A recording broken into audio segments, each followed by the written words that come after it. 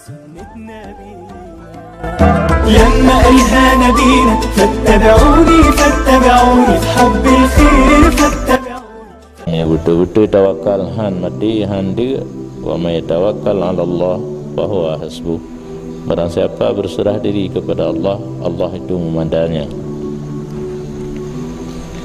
Karena dipahamkan daripadanya kun Allah akan sertiah tawakul. Terpaham ayatnya baru terus lagi janji Allah Ta'ala apa yang ditakdirkan pasti sampai nyan benar dalam hati kita berserah diri kepada Allah. Padahal sungguh dipahamkan dalam kata-kata tawakal akan menyerah urusannya seseorang kepadanya Allah Ta'ala, hal keadaan seseorang menuntut kenalnya Allah, dekatnya Allah dan ridhanya Allah. Yang makna tawakal bina urusan tanya pulang ba Allah supaya kita yang muduri dengan Allah, kita yang mengatur dengan Allah dan kita yang memperoleh keridhaan Allah. Tunduk dan patuh bagi hukum-hukumnya Allah Ta'ala, baik itu datang manfaat atau itu pun datang mudarat, cobaan, bunuh darar, nyodar, darar, gegom,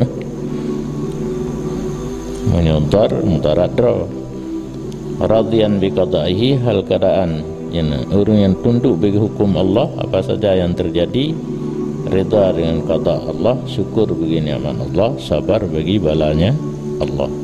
Nyan lagi yang posisi orang yang tawakal betul-betul nyan baru hasbuh mada dengan Allah. Hana usaha hana tawakal tanggung atau hana sama sekali bisa mati kelaparan. Wa ma lam yuktab laka la yasila ilaik, sesuatu yang tidak ditakdirkan bagi kamu, ada yang hanya ditakdirkan bagi kamu oleh Allah Ta'ala, itu tidak akan sampai kepada kamu pada seluruh waktu kamu yang akan datang, walaupun ditolong akan kamu oleh seluruh alam.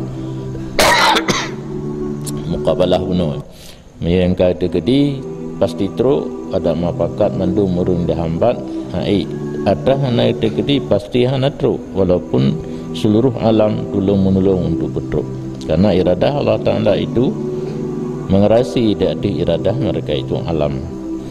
Maka tidak ada faedah pada membuang-buang umur untuk mentahsilnya sesuatu yang hana kita takdir oleh Allah ke kitanya, yang najid behek jiwa dan kesukaran.